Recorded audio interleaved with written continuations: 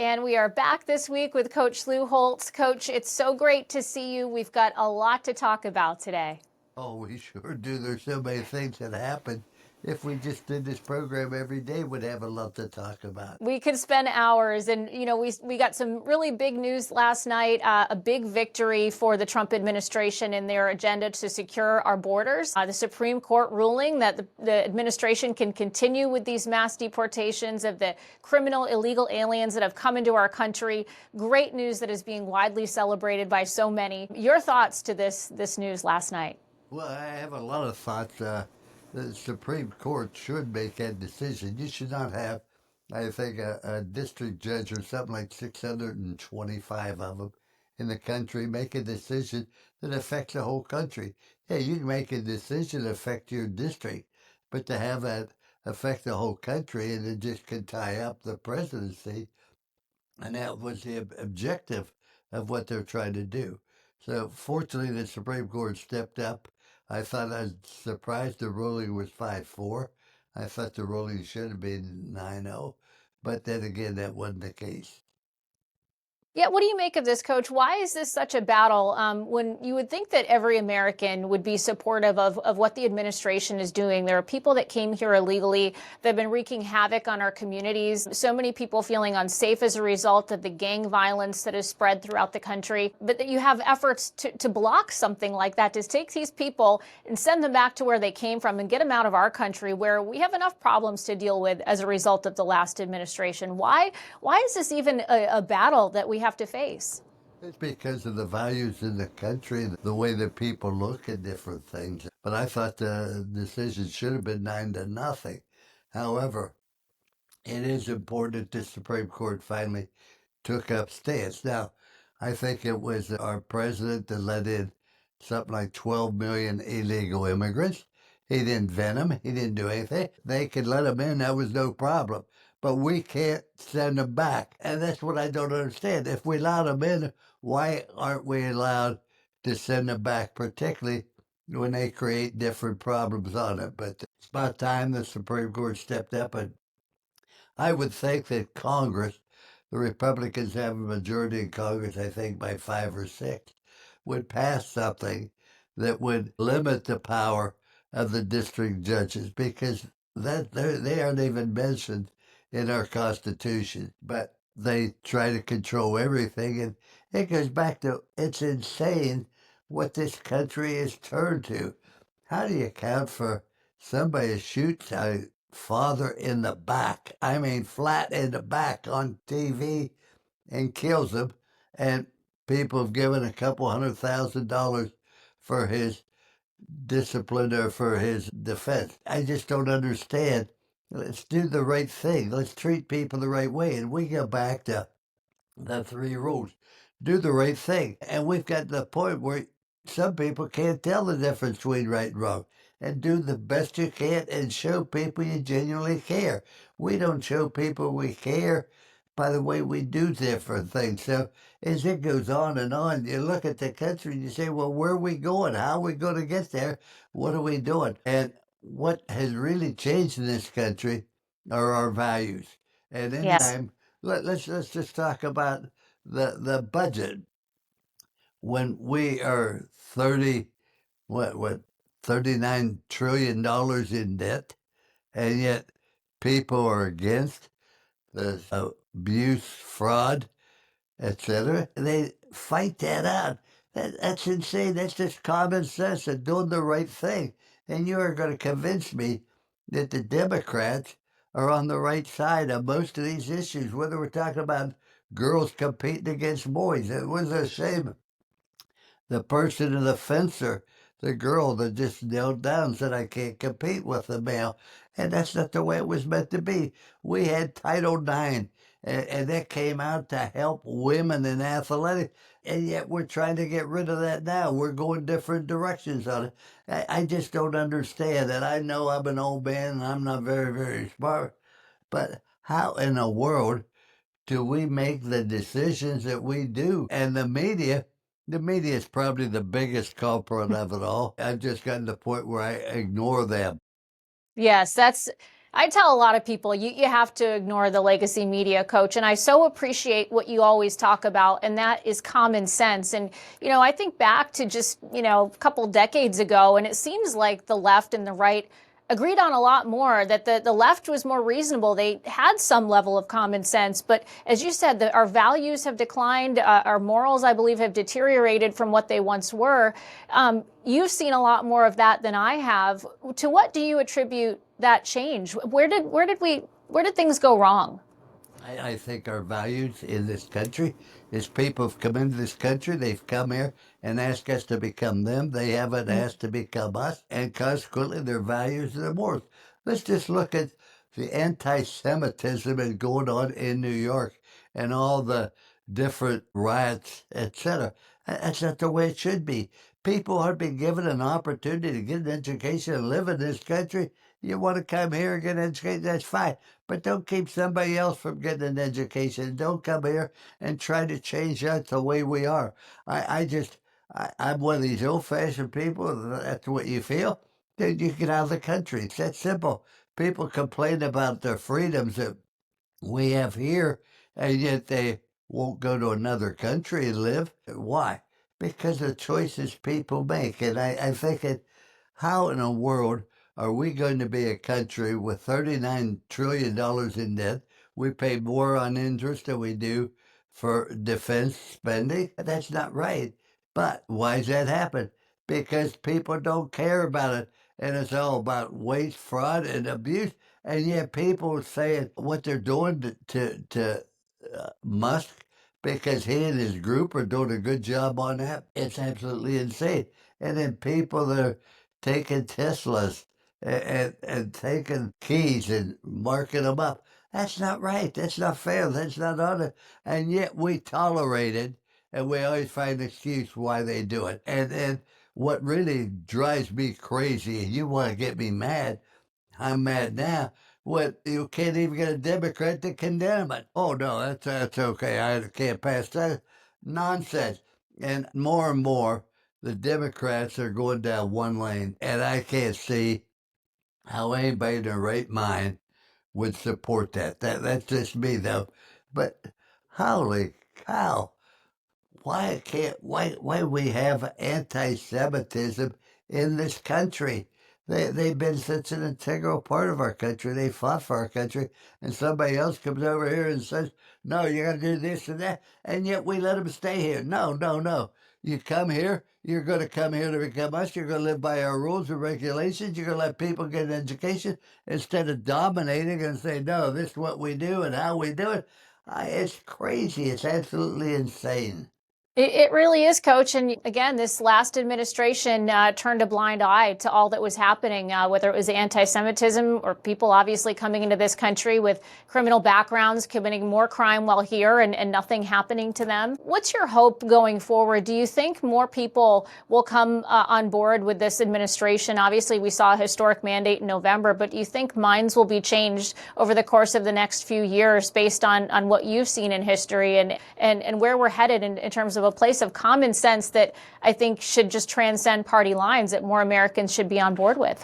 I think they're going to have to. More and more Americans are going to have to come to the aid of the anti-Semitism.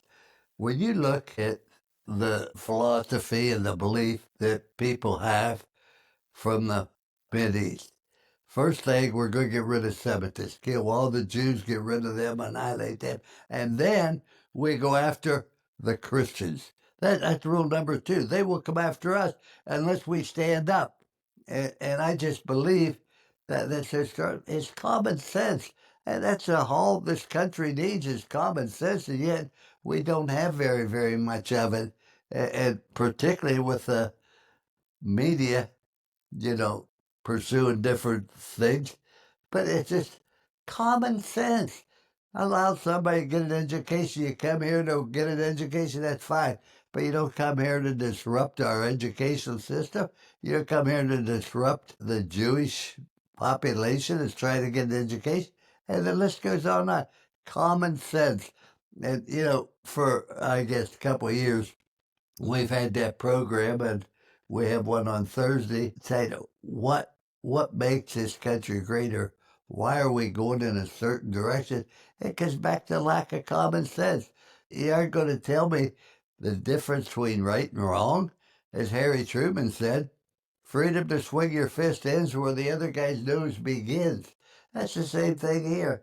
Let's just get back to common sense. Let's do the right thing and do it best you can. I've had 3 rules, and you don't need any different than 3 rules with a business or with a team or with your children. Rule number 1, do what's right. That's all.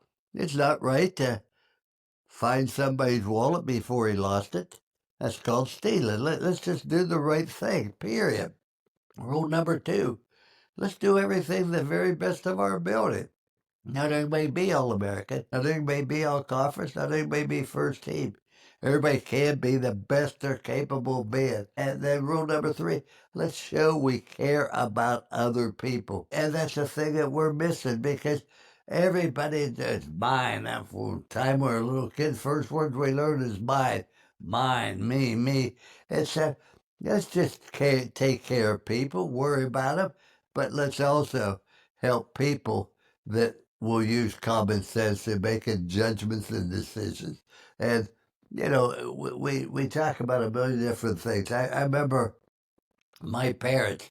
Now, my father had a 3rd grade education, but he was smarter than 90% of the graduates in the country today.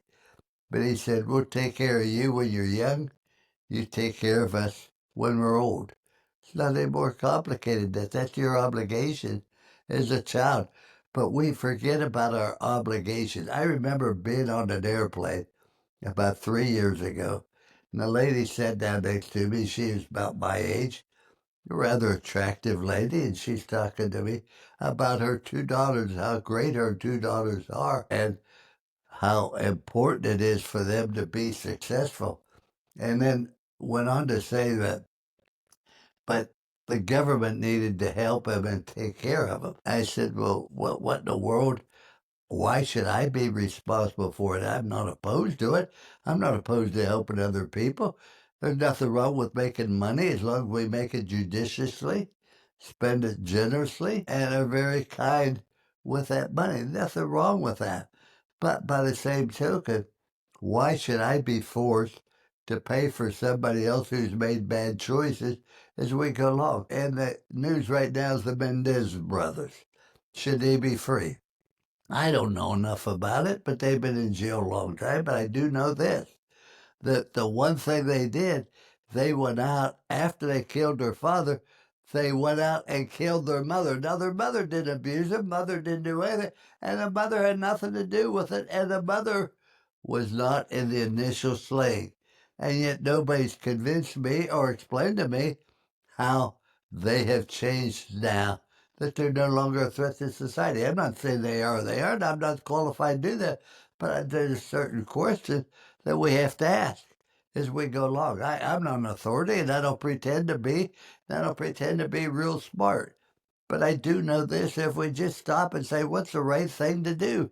Period. It's not any more complicated than that. You aren't going to convince me that it's right to roll up a huge debt and spend money we don't have, and to allow the fraud and the abuse and the waste in the government and say, well, that's okay. No, it's not okay, but it is okay because you think you're going to benefit from it. Let's get back to the education. I see where Harvard today is making a 1-year remedial math opportunity available to the student because they don't have the background. And you go back to the education system. We just make bad choices in that. Everything was about the teachers' union and what was best for them, not what was best for the students. That's Right. stupid. Coach, what do you think of the work that Secretary Linda McMahon is doing to ensure education is sent back to the states, to put the power back in the hands of the parents and the students rather than the federal government in D.C., which has done a very poor job of ensuring our children are up to par with other nations? Well, I know her very, very well. She headed up America's First Policy Institute before she That's right. became Secretary of Education. Beautiful person, very intelligent, very accomplished, gets things done. And she hits it on the head. Why in the world don't we enforce that our younger people learn? And we keep trying to dumb down their education system. That's not the right way. The most important thing to prepare for the future is to have a good education. I was a very poor student. I was in the lower third of my high school class. However, in grade school, I was a pretty good student. Why? Because I was taught by the nuns. That was their thing. They had that ruler and they would stick your nail, they would wrap it if you didn't do this or that. But that was their life. That was everything. They didn't care about other things. They weren't rioting. They weren't standing up and objecting against different things. They just worried about you learning and about. And I came out of grade school a very, very good student, but a good background in English and in math and things like that. And today, we just sort of overlook that. And when we allow people to do something less than the best they're capable of doing, I know that our attendance in schools has gone way down. We got to figure that out. But I do know this: we can no longer just tolerate and say, "Well, they're not very, very smart, or they can't learn, or this." Let's get back to the basic fundamentals. Let's teach people how to read, how to write, how to do different things. We got to do all these other things about DEI. I don't have anything against DEI except let's go back and let's follow the Ten Commandments. Let's treat people the right way. It doesn't matter. As Martin Luther King said, I don't care. Don't evaluate me on my color of my skin, but on my integrity and my character. And I'm all for that. Completely. Hooray. God bless. Coach, you talk a lot about your father, about your upbringing. You know, your father with a third grade education. Dealing with the nuns in school that really made sure your education got on track. What's your message to parents out there that might be struggling with the current environment and trying to ensure that they raise, young children that are bright, that have a good head on their shoulders, that have common sense, that do the right thing, as you always say? What would be your advice to them? Was teach them to make good choices. That's what life's all about. Teach them to make good choices wherever you are, good or bad. Make that choice you make. Choose to do drugs, drop out of school, join a gang, get tattoos. You're choosing to have difficulty in life. You choose not to do your homework, not to study. You're choosing to fail in life. You're choosing to get a poor education. Let's just teach people to make good choices. And I know I try to simplify life. And once again, that's been one of the advantages I've had. I can simplify a complicated problem. I can't solve it, but I can simplify it. If we just do the right thing, that's all. Do the right thing, you'll make good choices.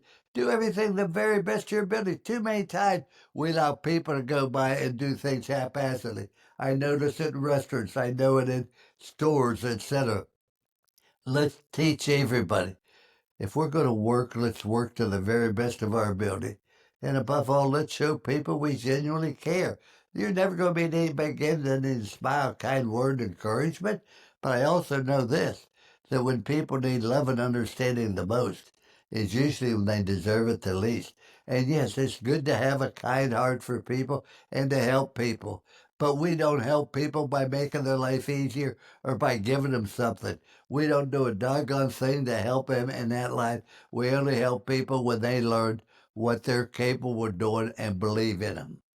You have to give them a little bit of tough love, right, Coach? Well, I don't know whether you call it tough love or not, but you have to have standards. Right. And too many people in a leadership role, and this includes students or teachers. And when you're in a leadership role, I don't care if you're the head of a company or head of a classroom. The problem is too many people in the leadership role want to be well liked, want to be popular, and so they try to make life easier for everybody and don't face challenges. That doesn't help people. Doesn't help them at all. The only way we do it is to have good standards and say, here's a standard. I'm not going to lower it, but I'm going to show you how to reach that standard. And if we just do everything to the very best of our ability, we'll be able to reach that standard. Indeed. And how fortunate we are, Coach, to have a president, leadership here in Washington, for the most part, that believe in higher standards, even though it's making some on the left uncomfortable. Obviously, the media feeling that and increasing the hype right now and trying to, increase the fear mongering with people. But, they really have a vision, and it's to make this country great. It's to bring this new golden age. And I think we're well on the right track right now with this leadership. Do you agree? I would agree completely with that because he understands common sense. The president understands common sense and he enforces it. And there's too many people in this world don't use common sense and we make excuses for them not having it. That's nonsense. Just make good choices. We can go on and on about this, but you give me any example and I'll show you where they violated the three rules. And I'd like everybody watching this podcast to take somebody you admire, love, and respect, and take somebody you got a problem with. Could be anybody in this world. Put these three questions on them, a simple yes or no. Can you trust them, yes or no? Are they committed to excellence? Yes or no? Do they care about you and the organization? Yes or no? I guarantee you, the person you admire, love, and respect, you just said yes to all three questions. Person you got a problem with, you've been put in a problem. And you can't trust them. They aren't committed or they don't care. It's not any more complicated than that. Well, Coach, we are all ears listening to your incredible advice. You can't get this anywhere else. It is completely priceless, and we are so grateful to have this time with you every week to get that advice that, so many of us hoped our parents might give us, our fathers. Not everybody has that luxury of somebody that can provide that, and so we appreciate you taking this time, Coach. It's always a pleasure to be with you. Well, when I was youngster, I was taught at home respect. Respect for parents, respect for elders, respect for teachers, respect for the police. And then that was reinforced in the school as well. But now it's not taught at home often. And it sure isn't reinforced in the school. And that's why we have some of the problems we have. But there's nothing we can't solve. I don't care where we are, we can get it solved. And I remember a guy making a speech once at my son's graduation at Notre Dame, and he said, "We can solve any problem if enough people care." And that's a key. If enough That's the people truth. care. If enough people care about this country and about the people in it, we can get it done. We can find the answers. We're smart enough. But we have to have enough people that genuinely care about what happens to the country and the students and the people in it. Well, it's taking time, but Coach, we are going to get there. I firmly believe that. Coach Lou Holtz, thanks for joining us this week. Well, thank you for having me. It's always a pleasure. As I say, the advice on this show is worth the same amount as you pay for it with nothing.